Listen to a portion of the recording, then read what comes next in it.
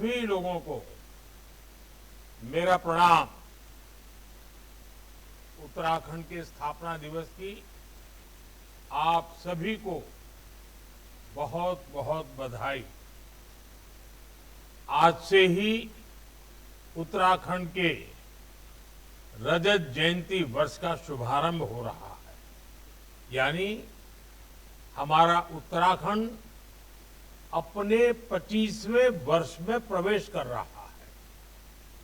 हमें अब उत्तराखंड के उज्जवल भविष्य के लिए अगले 25 वर्ष की यात्रा शुरू करनी है। इसमें एक सुखद संयोग भी है। ये यात्रा ऐसे समय में होगी जब देश भी 25 वर्षों के अमृत काल में है, यानी विकसित भारत के लिए विकसित उत्तराखंड देश इस संकल्प को इसी कालखंड में पूरा होते देखेगा। मुझे खुशी है कि उत्तराखंड के आप लोग आने वाले 25 वर्षों के संकल्पों के साथ पूरे राज्य में अलग अलग कार्यक्रम कर रहे हैं। इन कार्यक्रमों के जरिए उत्तराखंड के गौरव का प्रसार भी होगा और विकसित उत्तराखंड के लक्ष्य की भी हर प्रदेशवासी तक बात पहुंचेगी। मैं आप सभी को इस महत्वपूर्ण अवसर पर और ये महत्वपूर्ण संकल्प के लिए अपनी शुभकामनाएं देता हूं। अभी 2 दिन पहले ही प्रवासी उत्तराखंड सम्मेलन का भी सफल आयोजन हुआ है। मुझे विश्वास है हमारे प्रवासी उत्तराखंड वासी राज्य की विकास यात्रा में ऐसे ही बड़ी भूमिका निभाते रहेंगे। साथियों, उत्तराखंड के लोगों को अपनी आशाओं और आकांक्षाओं को पूरा करने के लिए लंबे समय तक अलग राज्य के लिए प्रयास करना पड़ा था। ये प्रयास तब पूरे हुए जब केंद्र में श्रद्धेय अटल जी के नेतृत्व में, बीजेपी के नेतृत्व में एनडीए की सरकार बनी। मुझे खुशी है कि जिस सपने के साथ उत्तराखंड का गठन हुआ था वो हम सब साकार होते देख रहे हैं। देवभूमि उत्तराखंड ने हम सभी को, भाजपा को हमेशा खूब सारा प्यार दिया है, अपनत्व दिया है। भाजपा भी देवभूमि की सेवा की भावना से उत्तराखंड के विकास में कोई कोर कसर बाकी नहीं छोड़ रही है। साथियों, कुछ दिन पहले ही केदारनाथ मंदिर के कपाट बंद हुए हैं। कुछ साल पहले बाबा केदार के दर्शन के बाद उनके चरणों में बैठकर मैंने बड़े विश्वास से कहा था कि ये दशक उत्तराखंड का दशक होगा। बीते वर्षों में उत्तराखंड ने मेरे इस विश्वास को सही साबित किया। आज उत्तराखंड विकास के नए रिकॉर्ड बना रहा, नए कीर्तिमान गढ़ रहा है। पिछले साल के सस्टेनेबल डेवलपमेंट गोल्स इंडेक्स में उत्तराखंड को पहला स्थान प्राप्त हुआ है। ईज ऑफ डूइंग बिजनेस में राज्य को अचीवर्स और स्टार्टअप रैंकिंग में लीडर्स की कैटेगरी में रखा गया है। पिछले 1.5-2 वर्षों में उत्तराखंड की राज्य विकास दर में 1.25 गुना से ज्यादा की बढ़ोतरी हुई है। इस साल जीएसटी कलेक्शन में भी 14% का उछाल आया है। 2014 में उत्तराखंड में प्रति व्यक्ति आय करीब 1.25 लाख रुपये सालाना थी, जो आज बढ़कर 2,60,000 रुपये हो चुकी है। 2014 में उत्तराखंड राज्य का सकल घरेलू उत्पाद यानी स्टेट की जीडीपी 1,50,000 करोड़ के आसपास थी। अब ये बढ़कर करीब करीब 3,50,000 करोड़ रुपए हो गई है।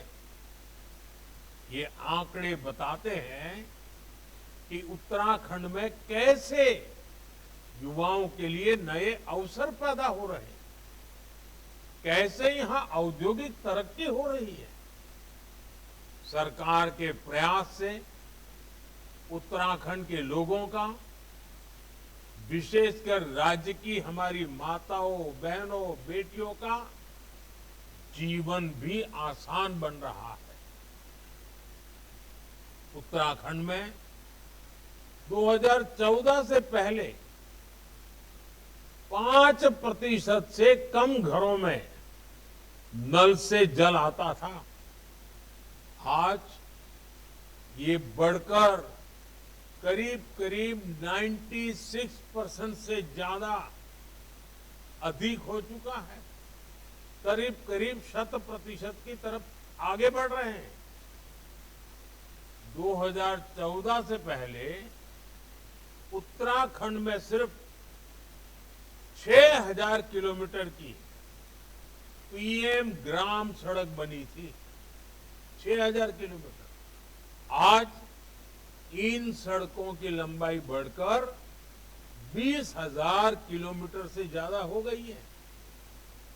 और मुझे मालूम है पहाड़ों में सड़कें बनाना कितना बड़ा कठिन काम होता है और कितनी बड़ी जरूरत होती है।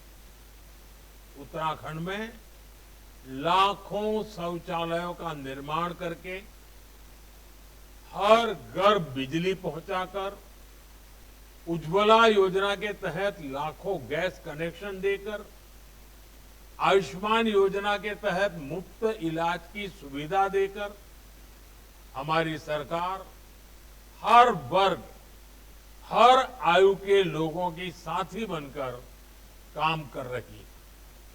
साथियों, डबल इंजन की सरकार का अर्थ क्या होता है, ये भी हम उत्तराखंड में देखते हैं। उत्तराखंड को केंद्र से पहले जो अनुदान मिलता था, वो आज करीब करीब 2 गुना हो गया है। डबल इंजन की सरकार में ही उत्तराखंड को एम्स के सैटेलाइट सेंटर की सौगात मिली। इसी दौरान देश का पहला drone application research centre Dehradun में खोला गया। उधमसिंह नगर में स्मार्ट इंडस्ट्रियल टाउनशिप बनाने की योजना है। आज उत्तराखंड में केंद्र सरकार के 2 लाख करोड़ रुपए के प्रोजेक्ट्स चल रहे हैं। कनेक्टिविटी से जुड़े प्रोजेक्ट्स को तेज गति से पूरा किया जा रहा है। ऋषिकेश, कर्णप्रयाग रेल परियोजना को 2026 तक पूरा करने की तैयारी है। उत्तराखंड के 11 स्टेशनों को अमृत स्टेशनों के रूप में विकसित किया जा रहा है। देहरादून दिल्ली एक्सप्रेसवे के पूरा होने के बाद दोनों शहरों की दूरी 2.5 घंटे में तय कर ली जाएगी। यानी एक तरह से उत्तराखंड में विकास का महायज्ञ चल रहा है, जो इस देवभूमि की गरिमा को भी बढ़ा रहा है। इससे पहाड़ों पर होने वाले पलायन पर भी रोक लगी है। साथियों, हमारी सरकार विकास के साथ विरासत को भी सहेजने में जुटी है। देवभूमि की संस्कृति के अनुरूप केदारनाथ धाम का भव्य और दिव्य पुनर्निर्माण किया जा रहा है। बद्रीनाथ धाम में विकास कार्य तेज गति से आगे बढ़ रहे हैं। मानसखंड मंदिर माला मिशन के तहत पहले चरण में 16 पौराणिक मंदिर क्षेत्रों को विकसित किया जा रहा है। ऑल वेदर रोड से 4 धाम यात्रा को सुगम किया है। पर्वतमाला परियोजना के तहत यहाँ के धार्मिक और पर्यटन स्थलों को रोपवे से जोड़ा जा रहा है। मुझे याद है, जब मैं मणा गांव गया था, मैंने वहां बॉर्डर पर अपने भाई बहनों का अपार स्नेह देखा था। माणा गांव से ही वाइब्रेंट विलेज प्रोग्राम की शुरुआत की गई थी। हमारी सरकार बॉर्डर किनारे के गांवों को आखिरी गांव नहीं, बल्कि देश का प्रथम गांव मानती है। आज इस प्रोग्राम के तहत उत्तराखंड में करीब 50 गांवों का विकास किया जा रहा है। ऐसे ही प्रयासों का परिणाम है कि उत्तराखंड में पर्यटन से जुड़े अवसरों को नई गति मिल रही है।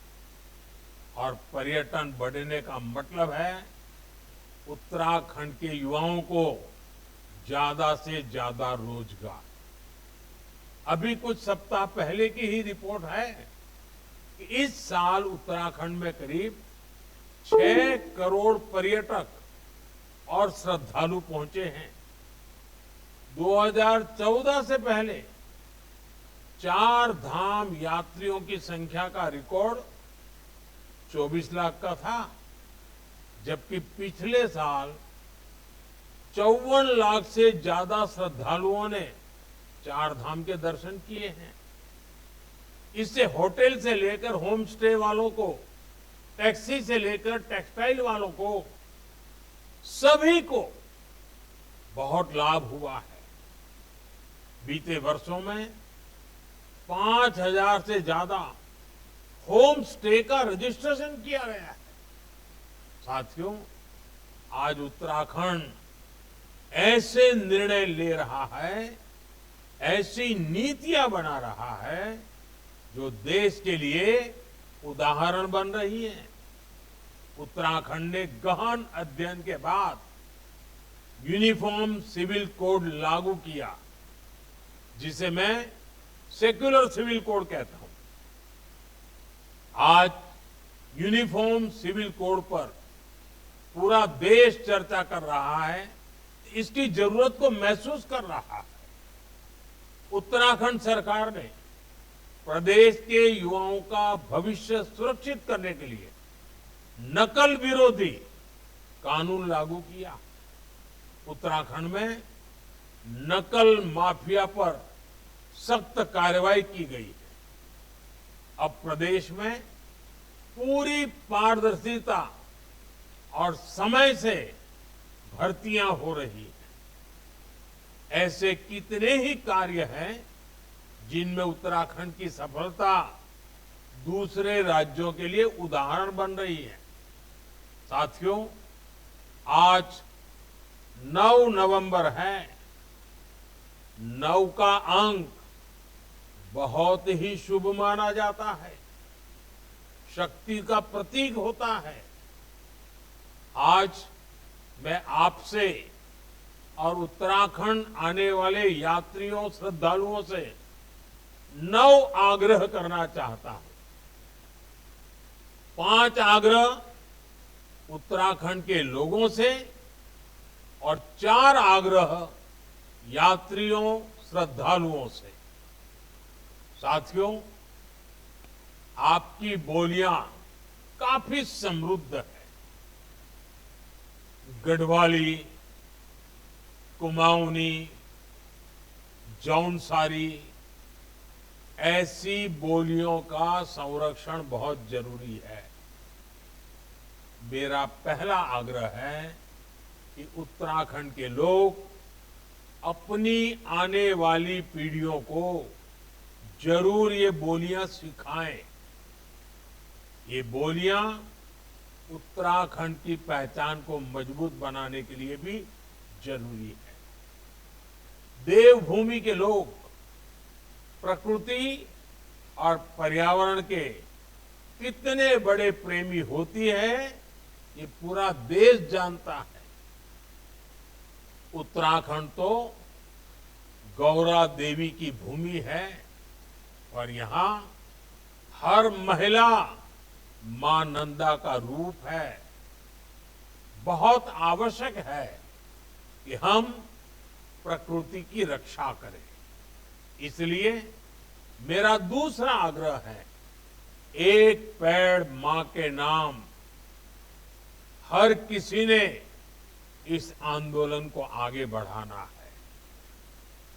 आजकल आप देख रहे हैं, देश भर में ये अभियान तेज गति से चल रहा है। उत्तराखंड भी इस दिशा में जितनी तेजी से काम करेगा, उतना ही हम क्लाइमेट चेंज की चुनौती से लड़ पाएंगे। उत्तराखंड में तो नौलों धारों की पूजा की परंपरा है। आप सभी नदी नौलों का संरक्षण करें। पानी की स्वच्छता को बढ़ाने वाले अभियानों को गति दें। ये मेरा आपसे तीसरा आग्रह है। मेरा चौथा आग्रह है, अपनी जड़ों से जुड़े रहें। अपने गांव लगातार जाएं और रिटायरमेंट के बाद तो जरूर अपने गांवों में जाएं। वहां से संबंध मजबूत रखें। उत्तराखंड के लोगों से मेरा पांचवा आग्रह है, अपने गांव के पुराने घरों, जिन्हें आप तिबरी वाले घर कहते हैं, उन्हें भी बचाएं। इन घरों को भूलें नहीं। इन्हें आप होम स्टे बनाकर अपनी आय बढ़ाने का साधन बना सकते हैं।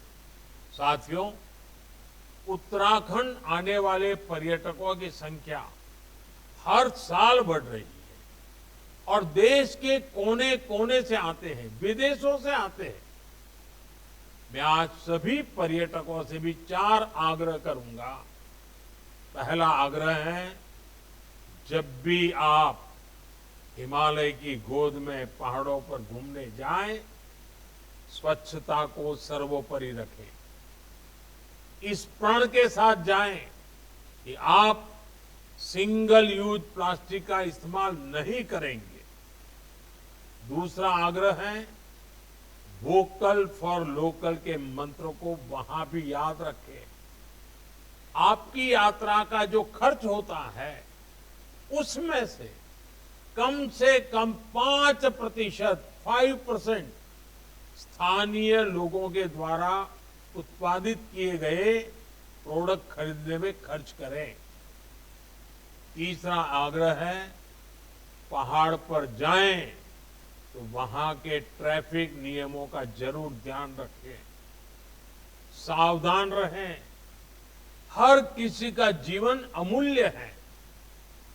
मेरा चौथा आग्रह है, धार्मिक स्थलों के रीति रिवाजों, वहां के नियम कायदों के बारे में यात्रा से पहले जरूर पता कर ले।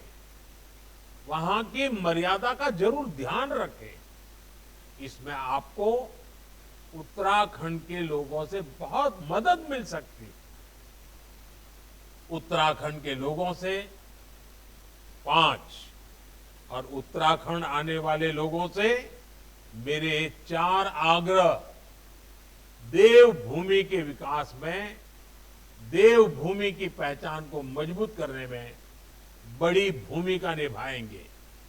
साथियों, हमें उत्तराखंड को प्रगति के पथ पर तेज रफ्तार से आगे बढ़ाना है। मुझे विश्वास है हमारा उत्तराखंड राष्ट्र के संकल्पों को पूरा करने में इसी तरह महत्वपूर्ण योगदान देता रहेगा। मैं एक बार फिर उत्तराखंड स्थापना रजत जयंती वर्ष की आप सबको बहुत बहुत शुभकामनाएं देता हूं। बाबा केदार आप सभी के जीवन को मंगलमय बनाए। बहुत बहुत धन्यवाद।